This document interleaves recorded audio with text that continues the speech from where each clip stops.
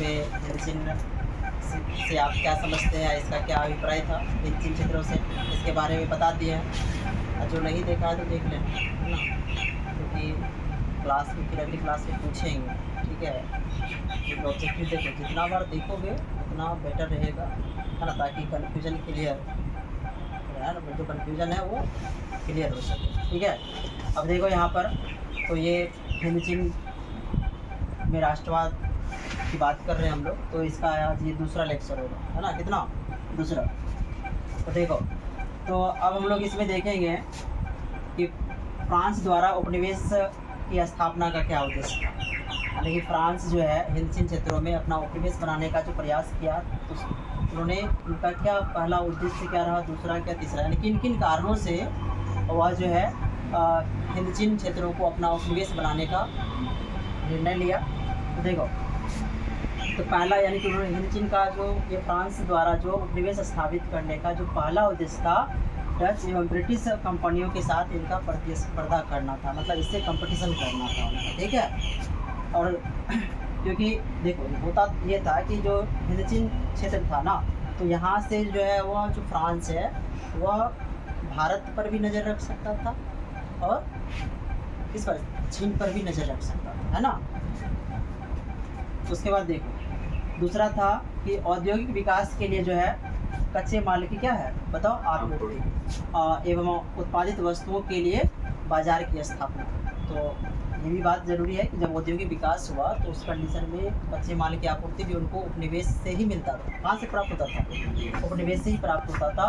और साथ ही साथ जब वस्तु का निर्माण हुआ तो उनको बेचने के लिए एक बाज़ार की ज़रूरत होती है ना, इस कारण से भी उनका उपनिवेश स्थापित करना उनको ज़रूरी लगा कि उपनिवेश स्थापित होना भी चाहिए। देखो, तीसरा कारण है कि जो तीसरा उद्देश्य था उनका कि पिछड़े राज्यों को सभ्य बनाना, भारत से भी और जो चाइना है, ये सभी उस समय पिछड़े राज्यों में था, उनको सभ्य बनाना भी जो यूरोपीय देश थे, जैसे फ्रांस, कौन से देश, यूरोपीय देश की कंट्री है ना, यूरोपीय देशों का उत्तरदायित्व था। तो ये जो तीन कारण है ये महत्वपूर्ण है, ये कुछ इससे क्वेश्चन पूछे भी जाते हैं तो इसको ध्यान रखना, ठीक है। चलो देखो, उसके बाद है कि फ्रांसीसी द्वारा हिंद चिन्ह में शोषण एवं उनके सकारात्मक कार्य। देखो, फ्रांसीसी जो है हिंद चिन्ह का शोषण तो किया ही, साथ ही साथ यहाँ पर कुछ ऐसे भी सकारात्मक कार्य किए जो वहाँ के लोगों के लिए कुछ अच्छा भी रहा, है ना।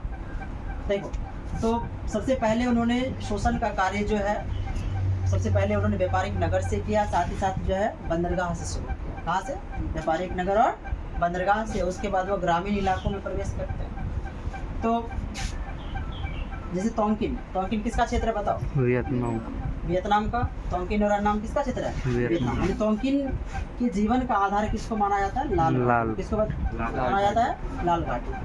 वहीं पर कंबोडिया के जीवन का आधार जो है मेकांग नदी के क्षेत्र को माना जाता है, किसको, मेकांग नदी वाला क्षेत्र है। तो यहाँ पर कृषि कार्य ही होता, ज़्यादातर कौन सा कार्य होगा, कृषि कार्य होगा। और फिर कोचिन चीन के जीवन का जो अधिकार था वो मेकांग का डेल्टा क्षेत्र था। और चीन से सटे जो राज्यों में खनिज संसाधन की बात करोगे तो कोयला था, टीन था, जस्ता था, टंगस्टन, क्रोमियम, ये सभी मिलता था। यानी कि एक संसाधन परिपूर्ण इलाका था ये, है ना। और इनका वो कह सकते हो कि इनका शोषण तो उनके लिए मज़े की बात थी, फ्रांस के लिए, ठीक ही नहीं, बताओ कि अरे हमको तो सारा कुछ मिल ही रहा है ना, यहाँ से तो हम अच्छे मुनाफे कमा रहे हैं। तो उनका ये उपनिवेश बनाना एक तरीके से कह सकते हो वो उनके नज़र ज़रूरी था, है ना। अब देखो, पहाड़ी इलाकों में वहीं पर रबर की खेती होती थी।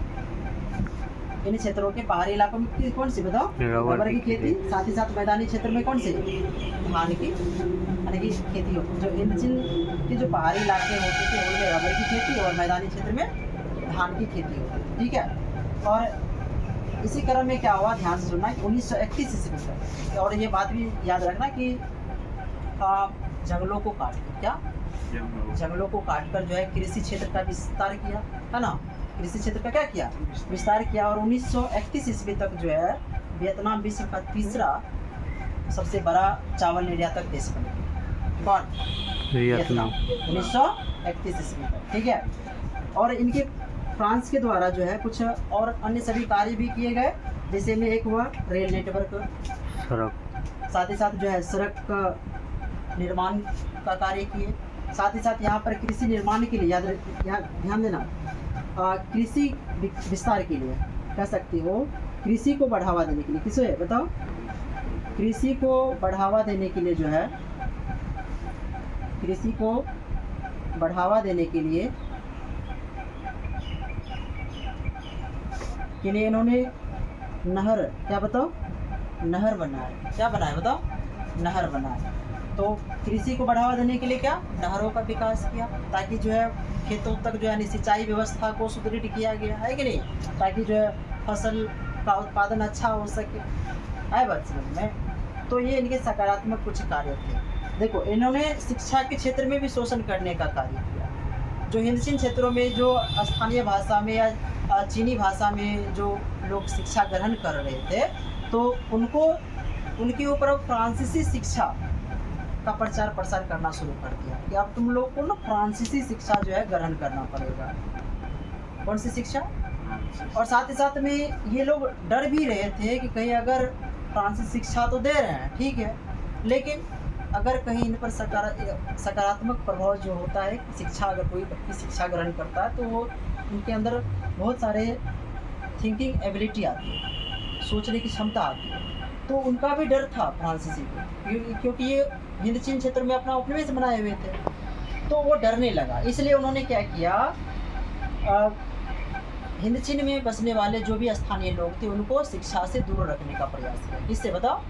शिक्षा से दूर रखने का प्रयास किया। और जो भी एग्ज़ाम होते थे, परीक्षा जो होती थी, इसके लिए जो है जो परीक्षा साल का अंतिम परीक्षा होता है ना स्कूल सब में, तो स्कूलों के जो अंतिम परीक्षा होती, साल की अंतिम परीक्षा होती थी, उसमें जो स्थानीय लोग होते थे उसको अधिकांश को क्या कर दिया था बताओ?